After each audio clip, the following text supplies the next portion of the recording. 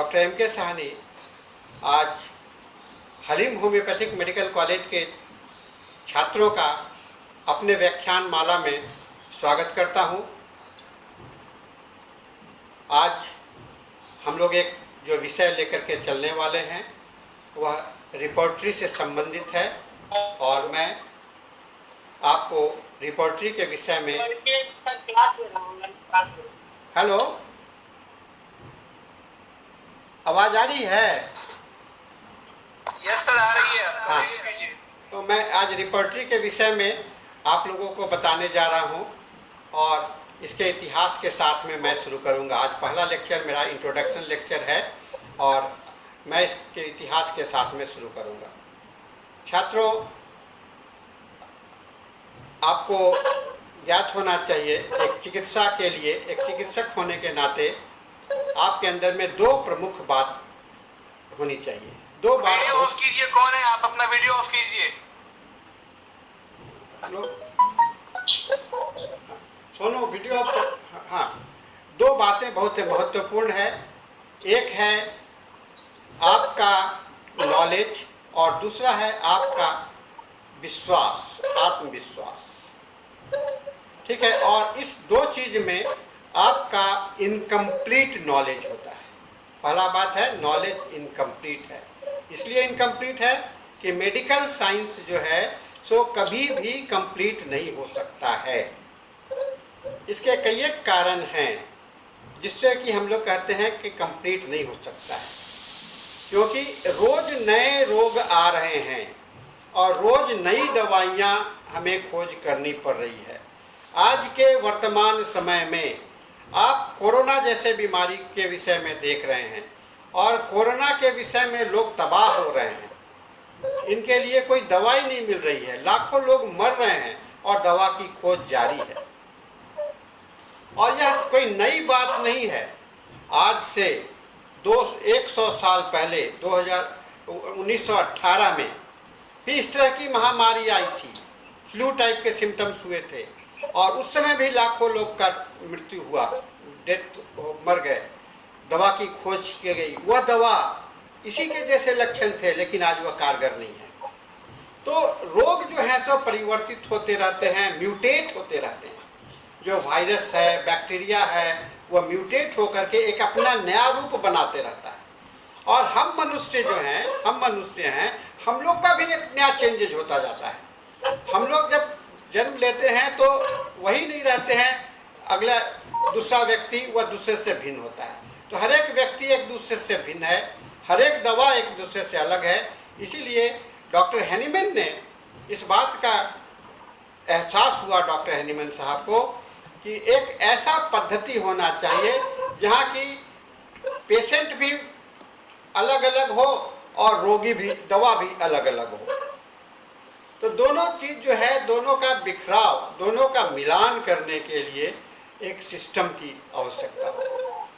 और इस क्रम में डॉक्टर हैनीमैन साहब अपने समय में केवल 26 दवा पहले खोजे थे, बाद में और भी बड़ा उनका अपने ही समय में खोजे, लेकिन अपने मात्र 26 दवा को लेकर के जब वह चिकित्सा कर रहे थे तो उस समय में उन्हें कठिनाई होती थी। लक्षण का संख्या बहुत था और उनको संकलन करने के लिए उन्होंने इंडेक्स बना रखे थे, अपने कागज पर लिख करके उसको रख रहे थे। ऐसे में उनके पास में उनके दिमाग में यह भी काम कर रहा था कि हमें एक अकेला दवा खोजना है, सिंगल मेडिसिन है, टोटलिटी के सिम्टम्स पर आधार पर, एक लक्षण नहीं, टोटलिटी ऑफ द सिम्टम्स।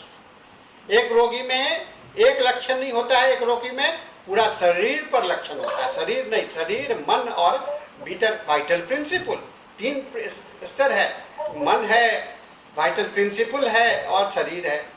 तो ये तीनों का कंबाइन करके हम लोग टोटलिटी बनाते हैं।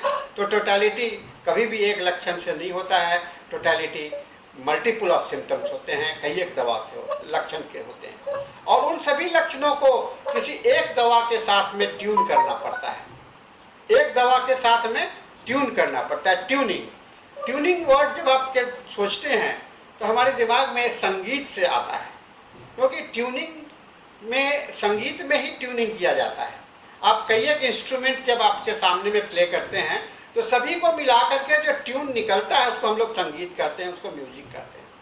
तो और म्यूजिक शब्द का यूरोपियन कंट्रीज में जहाँ पर म्यूजिक को बनाया जाता है, सिंथेसाइज किया जाता है, म्यूजिक का डायरेक्शंस होता है, उसे रिपर्टोरियल थिएटर बोला जाता है। तो डॉक्टर हैनीमैन कहा कि अरे मुझे तो रिपर्टोरियल थिएटर चाहिए, मुझे संगीत के जैसा लक्षणों का एकीकरण करना है, एक जगह पर ले आना है। और उन्होंने अपने इस सिस्टम के लिए बड़ा ही उपयुक्त नाम उनको लगा रिपर्टरी।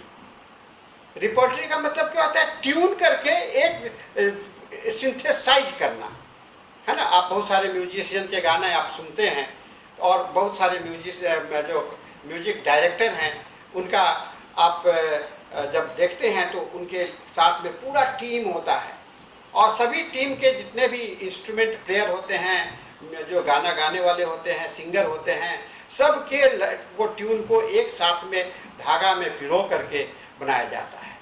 तो यह कल्पना डॉक्टर हैनीमैन ने किया और उन्होंने प्रयास भी किया, लेकिन खुद वह नहीं कर पाए। अपने छात्रों को, अपने शिष्यों को उन्होंने कहा कि तुम इस तरह से करो, इस तरह से प्रयास करो। और उनके इस धारणा को रख करके डॉक्टर हैनीमैन इस धारणा को रख करके कहा कि रोगी को के लिए आपको एक रिसर्च करना है और दवा के लिए भी एक रिसर्च करना है। दवा भी एक रिसर्च का विषय है और रोगी का रिसर्च विषय है। यानी कि चिकित्सा विज्ञान जो है, चिकित्सा पद्धति है, कंसल्टेशन जो हम लोग रोगी को देखते हैं, वह आमने सामने बैठ करके वह हम लोग दवा प्रिस्क्राइब कंसल्टेशन जो करते हैं, वह कंसल्टेशन हमारा सब कहाँ से शुरू होता है? एक रिसर्च से शुरू होता है। रोगी के साथ बैठ करके आप डिटेल्ड केस टेकिंग करते हो और उस केस टेकिंग के दौरान सभी लक्षण जो आते हैं उन लक्षणों का आप मूल्यांकन करते हो और मूल्यांकन करने के बाद में आप उसके एक निचोड़ पर पहुंचते हो, एक निचोड़ पर आते हो। वह निचोड़ होता है टोटैलिटी, है ना। उसका जो सार निकलता है, उसका जो समरी निकलता है, उसको हम लोग टोटैलिटी कहते हैं। उस टोटैलिटी को लेकर के हम चलते हैं अपने मेट्रिया मेडिका के महासागर में। और यह महासागर छोटा नहीं है, बहुत बड़ा महासागर है। डॉक्टर एलेंस इंसाइक्लोपीडिया में खुद उनके समय में, एलेंस इंसाइक्लोपीडिया आप देखिएगा जो कि 12 वॉल्यूम का है, उसके अंदर में सल्फर जैसी दवा जो कॉमन मेडिसिन है, हम लोगों का आज का मोस्ट पॉलीक्रेस्ट मेडिसिन है, उसके 5064 लक्षण हैं। एलेंस इंसाइक्लोपीडिया में तो बड़ा छोटा सा लिखा हुआ है, बोरिक मेट्रिया मेडिका में बहुत कम लिखा हुआ है। तो क्या हम केवल एलेंस इंसाइक्लोपीडिया से, ये बोरिक के मेट्रिया मेडिका से इलाज करेंगे? क्या हम केवल एलेंस के कीनोट से इलाज करेंगे? क्या हम किसी एक किताब से इलाज करेंगे कि हम पूरे होम्योपैथी से इलाज करेंगे? निश्चित रूप से आपका जवाब होगा कि मुझे होम्योपैथी में उस दवा के जितने सारे इंफॉर्मेशन हैं उन सभी की जानकारी मुझे होनी चाहिए और दिमाग में होनी चाहिए। लेकिन दिमाग में अटना असंभव है, तो हमारे पास में कोई साधन तो होनी चाहिए ना, साधन होनी चाहिए। आज वर्तमान समय में जब आप कंप्यूटर पर कोई चीज़ खोजना जाते हैं, दिमाग में कोई समस्या होती है, तो आप गूगल नेटवर्क पर जाते हैं और 2 बार क्लिक करते हैं और क्लिक करने के साथ में ही आपको इन्फॉर्मेशन आ जाता है। बड़ा अच्छा लगता है क्योंकि वह टेक्नोलॉजी है। तो होम्योपैथी में भी एक टेक्नोलॉजी की आवश्यकता डॉक्टर हैनीमैन ने अपने समय में ही महसूस किया था। टेक्नोलॉजी, तो repertory is a technological development in homeopathy. ये म्यूजिकल थिएटर नहीं होकर के उन्होंने कहा ये टेक्नोलॉजिकल थिएटर है, जहां की you are synthesising a medicine for the patient. जहां रोगी के लिए आप एक दवा की खोज करते हैं, सिंथेसाइज करते हैं, खोजते हैं। 5064 उधर है और आपके अभी जो रडार सॉफ्टवेयर है और सिंथेसिस रिपर्टरी है उसमें 15,000 लक्षण है खाली सल्फर के। मैं खाली सल्फर की बात नहीं करता हूं, हमारे पास में 5000 से ज्यादा दवाइयां हैं। और कोई भी चिकित्सक अगर ईमानदारी से इलाज, मैं इसलिए पहले मैं ईमानदारी शब्द का इस्तेमाल किया, ऑनेस्टी शब्द की इस्तेमाल किया, मिशन शब्द का इस्तेमाल किया। मिशन के साथ में, ऑनेस्टी के साथ में अगर इलाज करना चाहेगा, क्योंकि और उसको करना भी चाहिए, क्योंकि भगवान ईश्वर अल्लाह का स्वरूप ही एक चिकित्सक में होता है। आपको इतना बड़ा सम्मान समाज दिया है, क्या आप उसके साथ में धोखा देंगे? और अगर आप इस ईमानदारी को नहीं करते हैं तो क्या आप अपनी आत्मा को अपने इसको माफ कर पाएंगे? नहीं, कभी नहीं कर पाएंगे। तो छात्रों, मैं इस बात को आपको एहसास कराना चाह रहा हूं कि रिपर्टरी कितना महत्वपूर्ण है। मेरा यह मानना है, और बहुत सारे जो है रिपोर्ट में लोग सही इलाज करते हैं अच्छे, उनका कहना है कि बिना रिपर्टरी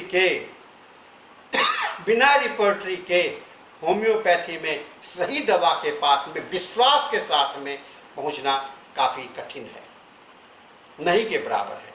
झट्ठा मार दीजिए तो कभी ठीक भी होता है, लेकिन यह झट्ठा साइंटिफिक सिस्टम नहीं है। झट्ठा मारना साइंटिफिक सिस्टम नहीं है, ये अनसाइंटिफिक सिस्टम है।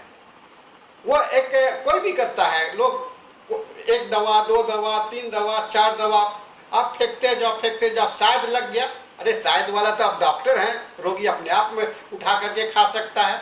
आप डॉक्टर हो, आपके पास में कैलकुलेशन सिस्टम है, आपके पास में पढ़ाई हुई है, आप दोनों चीज को मेल कर सकते हैं, एनालिसिस कर सकते हैं, तो आपका जो है दायित्व बनता है, आपका रिस्पॉन्सिबिलिटी हो जाता है कि आप अपने कॉन्फिडेंस को हिलने मत दीजिए और सही जगह पर होकर के आप इलाज कीजिए। तो छात्रों, यहाँ इस तरह से रिपर्टरी का उदय हुआ और एक रिपर्टोरियल सिस्टम हम लोगों के सामने में उभर करके आने लगा। यह रिपर्टरी शब्द बहुत नया नहीं है, बहुत पुराना है, बहुत ही पुराना शब्द है। और हैनीमैन साहब के पहले भी यह रिपर्टरी शब्द कई एक जगह पर इस्तेमाल, जैसा कि मैंने बताया, म्यूजिकल थिएटर में होता था। और रिपर्टरी शब्द जब आप देखेंगे तो इसका शाब्दिक अर्थ में जाएंगे तो यह इंडेक्स, बड़ा सिंपल लगता है, इंडेक्स है। जब इंडेक्स की बात करते हैं तो हम ये सोचते हैं कि इंडेक्स तो हमारा सभी किताब में इंडेक्स होता है। हर एक किताब, जितने भी आपकी किताबें हैं, सभी में इंडेक्स बने हैं, सभी में कंटेंट का जो सामने का चैप्टर है उसी को इंडेक्स बोलते हैं, और किताब के पीछे में शब्दों पर इंडेक्स बना हुआ है। तो इंडेक्स और रिपर्टरी में क्या फर्क है? रिपर्टरी कहा कि scientific investigation process, scientific investigation process. Investigation करने का मतलब क्या होता है? खोज करना। तो रिपर्टरी एक खोज करने का एक ये है। आपके पास में एक भयानक जंगल हो, आप भयानक जंगल में जा रहे हो रास्ते में, और आपके हाथ में टॉर्च नहीं हो, तो क्या आप उसमें पार कर हो पाएंगे? उसी तरह से हमारा मेट्रिया मेडिका है, महाजाल है, बहुत बड़ा जंगल है, अथाह, जिसकी कोई सीमा नहीं है ना। आज मेट्रिया मेडिका हम लोग कहते हैं कि एक्सप्लोडिंग स्टेट्स में है, इसकी सीमा नहीं है, ये आगे बढ़ते ही जा रहा है। और ऐसे में अगर आपके पास में कोई इंस्ट्रूमेंट नहीं हो तो आप कभी भी जुडिशियल प्रैक्टिस नहीं कर सकते। जुडिशियल कहने का मतलब शायद एक संविधान के तहत, एक नियम के तहत, एक आस्था के तहत, एक सिस्टम के अंदर में नहीं कर सकते हो। तो डॉक्टर हैनीमैन अपने शुरुआती दौर में ही उन्होंने एक सिस्टम का उनके दिमाग में बात चला, और इसकी शब्द का उपज, रिपोर्टरी शब्द का इस्तेमाल डॉक्टर हैनीमैन ने खुद उनके दिमाग में पहले आया, और उन्होंने अपने व्यवहार के लिए, अपने काम के लिए, उन्होंने अपने जो डेली प्रैक्टिस किया करते थे, उनके पेरिस में जो उनके केस रिकॉर्ड्स आप देखिएगा, उसके साथ में उनके पास में 5000 पन्नों में उन्होंने इस तरह का रिपोर्टरी को इस्तेमाल बनाया है। चूंकि वह अव्यवस्थित था, हैफेजार्ट्स में था, सही इधर उधर नहीं था। जैसे हम लोग पुर्जा बनाते हैं ना, चीट बनाते जाते हैं, इकट्ठा करते जाते हैं, नोट बनाते जाते हैं, उसी तरह था। लेकिन वह तो था, उसका मूल स्वरूप था, बुनियाद था वो, और उस बुनियाद को उन पब्लिश नहीं हो पाया। आज भी ये म्यूजियम में पड़ा है। अगर कभी आपको जर्मनी जाएंगे तो हेयल रिचर्ड का जो म्यूजियम है, रॉबर्ट बॉस का म्यूजियम है, वहाँ पर इस उनके मैन्युस्क्रिप्ट को आप देख सकते हैं, जो कि अनपब्लिश्ड मैन्युस्क्रिप्ट है। डॉक्टर हैनीमैन चाहते थे कि कोई एक अच्छा सिस्टम हो, और उन्होंने इस सिस्टम को बनाने के लिए अपने समय के कई एक छात्रों को इसमें लगाया, कई एक छात्रों को, उनके बहुत ही महत्वपूर्ण छात्र थे डॉक्टर जार, डॉक्टर बॉनिगसेंस जो बाद में आए, डॉक्टर ली थे, डॉक्टर रुक्कर्ट थे, डॉक्टर लिप्पे थे। इन सब के विषय में इनका सबका बहुत बड़ा योगदान है। ये सभी को डॉक्टर हैनीमैन प्रोत्साहित करते रहते थे, इनकरेज करते रहते थे कि तुम कुछ खोज करो, कुछ एक ऐसा सिस्टम इंस्ट्रूमेंट बनाओ कि कैसे होगा। लिप्पे ने प्रयास किया, रुकर्ट ने प्रयास किया। रुकर्ट का काम कंप्लीट नहीं हो पाया, लिप्पे का काम कुछ कंप्लीट हुआ, डॉक्टर झार का भी काम हुआ, लेकिन वह सिस्टमेटिक नहीं हो पाया। तो ये लेकिन यह प्रयास चलता रहा डॉक्टर हैनीमैन के देखरेख में, क्योंकि उस समय में डॉक्टर हैनीमैन थे और उनके देखरेख में यह प्रयास लंबा चलता रहा और चलते चलते बाद में डॉक्टर बॉनिगसेंस का पदार्पण और उनकी पहली रिपोर्टरी, डॉक्टर बॉनिगसेंस की पहली रिपोर्टरी बनी repertory of the antipsoric remedies. ये मैं इस रिपोर्ट, हर एक रिपोर्टरी के विषय में मैं अगले अलग अलग क्लास में बताता जाऊंगा उसके डिटेल्स। आज मैं इंट्रोडक्टरी में केवल इतिहास बता रहा हूँ। Repertory of the antipsoric medicine. अब आप सोच सकते हो कि एंटीसोरिक मेडिसिन कहने का अर्थ क्या होता है। एंटीसोरिक मतलब कि जो कि उसका मतलब हुआ कि डॉक्टर हैनीमैन इस समय तक मायाज्म की जानकारी हो चुकी थी, यानी कि मायाज्म का ऑर्गेनन के शुरुआत से लेकर के मायाज्म का इंट्रोडक्शन तक 12 साल लगे हैं, कुल 12 साल लगे हैं। 12 साल का ये अनुसंधान है और उस समय में 12 साल के आसपास में जाकर के रिपोर्टरी ऑफ एंटीसोरिक मेडिसिन बना, जिसको कि फर्स्ट रिपोर्टरी माना जाता है, यानी कि father of the repertory doctor Boenninghausen को माना जाता है। बॉनिगसेंस का भी बड़ा अच्छा इतिहास है, मैं आप लोगों को किसी अगले लेक्चर्स में बताऊंगा। ये फर्स्ट रिपोर्टरी बना और बॉनिगसेंस का जो कंट्रीब्यूशन है, उन्होंने डॉक्टर हैनीमैन के प्रिंसिपल को एक्चुअलाइज प्रैक्टिकल वे में उतारने का काम। क्या प्रैक्टिकल था? Patient is never represented by a single symptoms however peculiar it may be. Patient कभी भी एक लक्षण से जाना नहीं जाता है, कितना भी पेक्यूलियर क्यों ना हो, और इन समूह को देखने के लिए हमारे पास में एक सिस्टमेटिक हो। और पेशेंट के अंदर में, खुद पेशेंट के अंदर में कई एक लेयर्स है, एक मानसिक लेयर है, एक शारीरिक लेयर है, उसके रूह है अंदर में, है ना। और सभी अपने अपने प्लेन में कुछ दिखलाई पड़ते हैं, कुछ नहीं दिखलाई पड़ते हैं।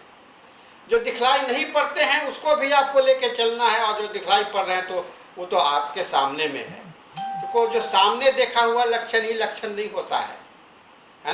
तो उसको एनालिसिस करके, रिपोर्टराइज करके हमें एक दवा के पास में आना पड़ता है उसको, और जो दवा निकल करके आएगा वह आपका सिमिलिमम कहलाता है। सिमिलिमम एक लक्षण से नहीं बनता है, सिमिलिमम हमेशा कई एक लक्षणों से बनता है। जो डॉक्टर हैनीमैन ने कहा टोटलिटी और सिमिलिमम, सिमिलिमम का एक स्वरूप है।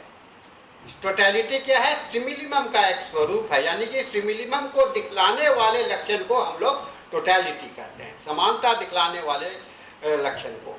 समानता कहने का अर्थ होता है कि ऊपर से नीचे तक सभी जगह पर वह चीज दिखलाई पड़े, सभी ऊपर से नीचे तक सभी जगह पर वह लक्षण दिखलाई पड़े, वह लक्षण को हम लोग कहते हैं सिमिलिमम सिम्टम। अगर पेशेंट कहता है कि मुझे गर्मी से आराम मिलता है, गर्म से आराम मिलता है, तो उसका अगर सर दर्द है तो वो भी गर्म से आराम मिलना चाहिए, हाथ का दर्द है वो भी गर्म से आराम मिलना चाहिए, पैर का दर्द है वो भी गर्म से आराम मिलना चाहिए, उसका पेट का दर्द है वो भी गर्म से आराम मिलना चाहिए, यानी कि सभी कुछ गर्म से आराम मिलना चाहिए। तो ये गर्म से आराम मिलना उसका एक टोटलिटी का एक पार्ट है, टोटलिटी का एक अंश है। तो इसी तरह से और भी लक्षण है जो कि सभी जगह पर पाया जाएगा। और इसके साथ में कुछ अलग बात भी होता है जो टोटलिटी से मिलता नहीं है, जिसको डॉक्टर हैनीमैन ने क्या कहा, डॉक्टर हैनीमैन ने कैरेक्टरिस्टिक्स पर्टिकुलर क्या होता है? कैरेक्टरिस्टिक पर्टिकुलर कहने का मतलब वैसा लक्षण, कैरेक्टरिस्टिक्स वैसा पर्टिकुलर सिम्टम जो जनरल का ऑपोजिट होगा, जो जनरल सिम्टम्स का उल्टा होगा। यानी कि अगर गर्म से अच्छा लगता है तो वह लक्षण कहीं शरीर में एक ऐसा जगह पर होगा जो कि ठंडा से आराम मिलता है। आप सभी कोई आर्सेनिक के विषय में जानते होंगे। आर्सेनिक, हम लोगों का आर्सेनिक जो है होम्योपैथी में, आर्सेनिक के सभी जगह पर गर्म से आराम मिलते हैं।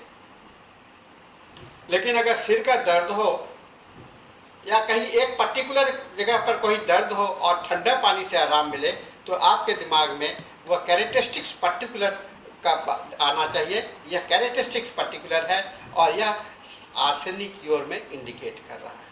तो दो बातें हुई, कैरेक्टरिस्टिक्स पर्टिकुलर आ गया और आपका जनरल सिम्टम्स आ गया, और उसके साथ में एक मानसिकता लक्षण है। बीमारी में, बीमारी की अवस्था है ना, या अभी आप लेक्चर सुन रहे हैं तो अभी आपके मन की अवस्था है। तो मानसिकता डिपेंड करता है आपके जीवन के आधार पर, जीवन के शैली में। आज लॉकडाउन में हैं, घर में बैठे हुए हैं, आपको कैसा लग रहा है? सब कुछ लोग एंजॉय कर रहे हैं, छुट्टी मिली चलो। कुछ लोगों को अरे बड़ा बुरा हुआ।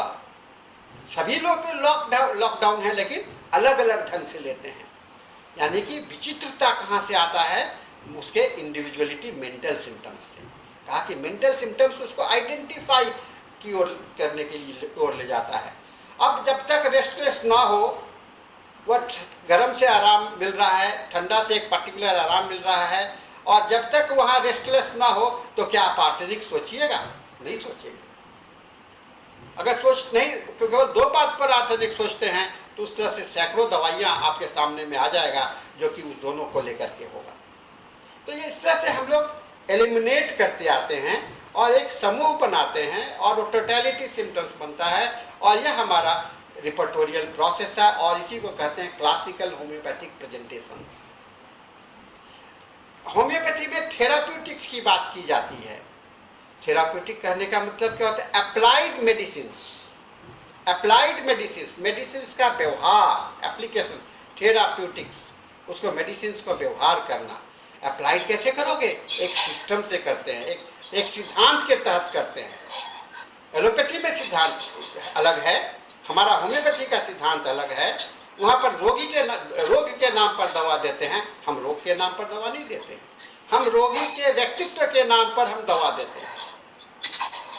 45 मिनट होगा तो रोगी के व्यक्तित्व के नाम से हम दवा देते हैं। तो रोगी को हम ऐसे खोजते हैं।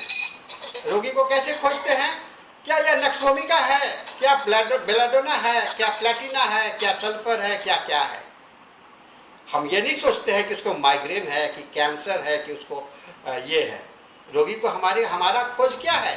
सीधे लक्षण के साथ में, उसके सीधे लक्षण के साथ में, उसके लक्षण के साथ में दवा के पास में पहुंचना। बीच में कोई भी बिचौलिया नहीं है। दवा के, रोग के नाम का बिचौलिया यहाँ नहीं होता है ना। रोग के नाम के बिचौलिया को आप रखिएगा तो आपका तब आपका अधूरा हो जाएगा। आप हैनीमैन के ऑर्गेनन के 5वें एफॉरिज्म में जाइए। 5वें जो सेक्शन है, 5वां एफॉरिज्म है, उन्होंने कहा कि पेशेंट का जो totality of the symptoms, group of the symptoms is the only way which can indicate the medicine, है ना। वह लक्षण कहाँ से आया? माइंड से आया। वह लक्षण वाइटल प्रिंसिपल से आया। वह लक्षण फिजिकल प्लेन से आया। उसका एक भीतर और डिजीज प्रिंसिपल को लेकर के आया। उसके साथ में जो इंटरैक्शंस हुआ, उस प्रतिक्रिया के स्वरूप जो अवस्था बना, वह लक्षण हुआ। और वह लक्षण जो है तो दो तरह का होगा। एक लक्षण जो कभी बदलते नहीं है, एक लक्षण जो बदल जाते हैं, है ना। जब हम युद्ध होता है तो कुछ चीज हैं सो बदल जाते हैं, कुछ चीज नहीं बदलते हैं। जैसे आपका कोई लक्षण होगा जो कि कॉन्स्टिट्यूशनल सिम्टम्स होता है, जो बदलता नहीं है। आपको बीमार होने के बाद में क्या आपका साइज, आकार छोटा हो जाएगा? नहीं होगा। आपका चेहरा का रूप बदल जाएगा? नहीं होगा। थोड़ा बहुत उसके अंदर में उभर आएगा, लेकिन बेसिकली जो फंडामेंटल चीज है वो तो चेंज नहीं होगा ना। वह क्या है? वो आपकी शक्ति है। जो आपको जिंदा रखता है, वो आपका स्ट्रेंथ है जिसके कारण आप जिंदे हैं। और कुछ लक्षण ऐसे होते हैं जो बदल जाते हैं। पहले आप बड़ा शांत प्रकृति के आदमी थे, जब से बीमारी का अटैक हुआ आप बड़ा गुस्सैल हो गए, या बड़ा नर्वस हो गए, या डरपोक हो गए, या आप रोआंसू हो गए। यह क्या हुआ? लक्षण बदल गया, यह चेंज्ड हो गया परिस्थिति। कहा कि ये चेंज सिम्टम्स और अनचेंज सिम्टम्स, दोनों सिम्टम्स को आप एक जगह पर ले आओगे तो वह टोटलिटी का पार्ट बन जाएगा। तो छात्रों, इतनी सारी मेहनतें हमें करनी है, इतना सारा, बड़ा कठिन नहीं है, बड़ा म्यूजिकल मुझे लगता है, बड़ा कठिन नहीं है। थोड़ा सा आप इंटरेस्ट पैदा करो, इस बात को, अपना मन को यह समझाने का कोशिश करो, मुझे सभी को एक साथ म्यूजिक करना है, साधना करनी है। मेडिसिन जो है ये साइंस तो है ही, लेकिन यह इसका जो आप क्लिनिक में बैठोगे तो यह उस समय यह आर्ट बन जाता है, कला बन जाता है। और आर्ट जो है तो कभी भी साधना के बिना पूरा नहीं होता है। आर्ट कभी भी साधना के, इसमें आपको साधना को रियाज करना पड़ता है, प्रैक्टिस करना पड़ता है, रियाज करना पड़ता है, प्रैक्टिस करना पड़ता है। आप धीरे करते हो। और यह इंटर्नशिप का दौरान, ये 5 साल का जो आपका पढ़ाई है, उसके बाद इंटर्नशिप का पढ़ाई है, तो उस समय में आपको एक थोड़ा सा बेस मिल जाता है जिस पर कि आप खड़ा होते हो। और जब आप क्लिनिक में बैठने लगते हो, रोगी जब देखने लगते हो, तो उस समय में आपके पास में एक पूरा संसार होता है। और उस समय में बैठ करके आप एक कष्ट, पेशेंट के कष्ट को सुनते हो और उसकी साधना करके, उसका रिसर्च करके एक दवा चुनाव करते हो। तो लाइफ लॉन्ग रिसर्च प्रोसेस है medical science, life long research process है। आप यह सोच लोगे कि हम बस मिल गया, मैं इसी से सारा जिंदगी निवाह कर लूँगा, तो वह संतुष्टि के साथ में आप निवाह नहीं सकते हैं। 45 मिनट संतुष्टि के साथ में आप निवाह नहीं सकते हैं। तो छात्रों, इस चीज को दिमाग में रखना है। मुझे रिपोर्टरी हमारा एक जीवन का, जैसे हाथ है, दिमाग है, उसी तरह से रिपोर्टरी है। कभी कभी मैं कहता हूं कि हम लोग के पास में हार्डवेयर होता है ना, हमारे कंप्यूटर में, आपके कंप्यूटर में, मोबाइल में, कहते हो इतना जीबी का मुझे चाहिए। दिन पर दिन आप कहते हो कि 32 जीबी से काम मेरा मोबाइल नहीं चलता है, मुझे 64 जीबी चाहिए, उससे भी बड़ा जीबी चाहिए। क्यों चाहते हो? इसलिए कि आपका स्टोर हाउस और बढ़े। तो आप अपने लिए, होम्योपैथी के लिए भी तो स्टोर हाउस बढ़ाओगे ना। और वह स्टोर हाउस कहाँ से बढ़ेगा? रिपोर्टरी से। रिपोर्टरी आज स्टैटिक विषय नहीं रह गया, स्थिर नहीं है। वही रिपोर्टरी नहीं है जो कि डॉक्टर हैनीमैन साहब के समय में व्यवहार होता था। आज रिपोर्टरी पहुंच गया सिंथेसिस रिपोर्टरी, आज रिपोर्टरी पहुंच गया कंप्लीट रिपोर्टरी। कंप्लीट रिपोर्टरी को यूनिवर्सल रिपोर्टरी कहते हैं। हम लोग आगे चल करके और इतिहास को देखते चलेंगे। ये रिपोर्टरी का विस्तार है, कभी भी नेवर एंडिंग सब्जेक्ट है। आपको पता है डॉक्टर केंट के रिपोर्टरी में एक रूब्रिक्स है, रूब्रिक्स कहते हैं लक्षणों के भाषा, मैं उसको भी आगे आऊंगा। एक रूब्रिक्स है फास्टिडियस, उस फास्टिडियस पे मात्र 2 दवा दिया हुआ है, आर्सेनिक और नक्सभूमिका।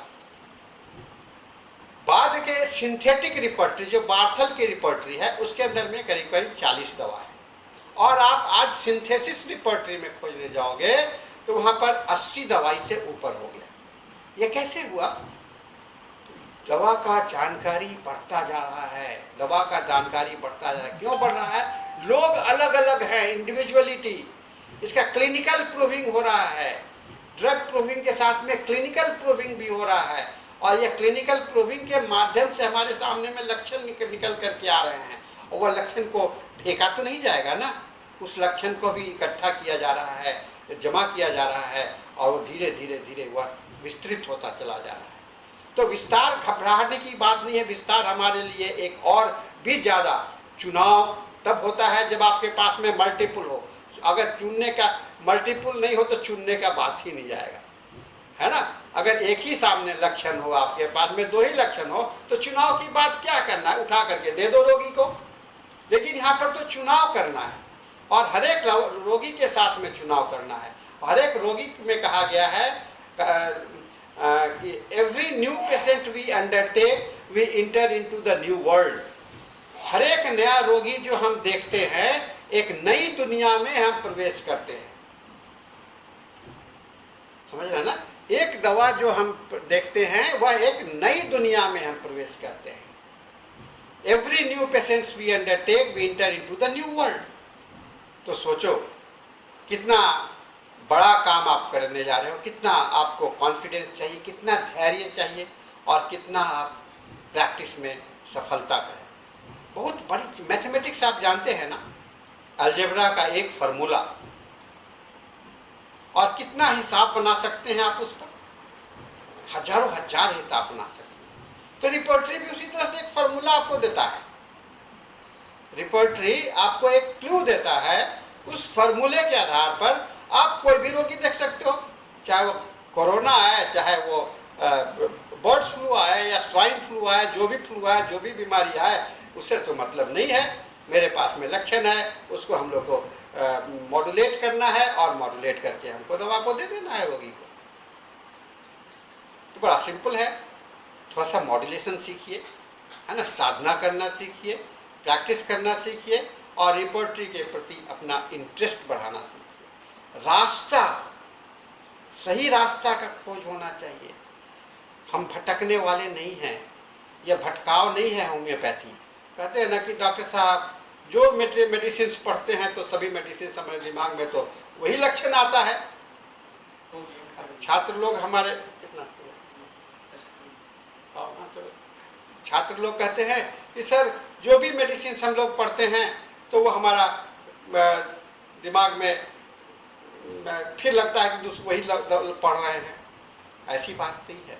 जब आप रिपोर्टरी में आएंगे तो जहाँ पर इतने माइन्यूट डिफ्रेंसिएशन लक्षण के मिलेंगे जिससे कि आपको लगेगा कि नहीं, वह दवा जो हम सोच रहे थे वह नहीं है, ये नई दवा है। आप जो कभी सोचे नहीं है वह दवा आपके सामने में आ जाता है। कभी पढ़ाई नहीं किए हैं, बहुत कभी पहले पढ़े थे या नहीं भूल गए हैं, वह दवा का याद दिला देता है यह रिपोर्ट। तो हम लोगों का समय इस लेक्चर के साथ में समाप्त होता है और इस बातों के साथ में मैं आज केवल सिर्फ आपको यह बताने का प्रयास किया हूँ कि रिपोर्टरी कितना आपके प्रैक्टिस के लिए, मेडिकल प्रैक्टिस के लिए, होम्योपैथिक प्रैक्टिस के लिए कितना महत्वपूर्ण है। कैसे यह आए, हम अगले क्लास में फिर हम लोग एक नया विषय लेकर के, मंगलवार को कल फिर मैं आऊँगा और एक नया विषय को लेकर के मैं आपसे चलूँगा रिपोर्टरी का। ओके, तो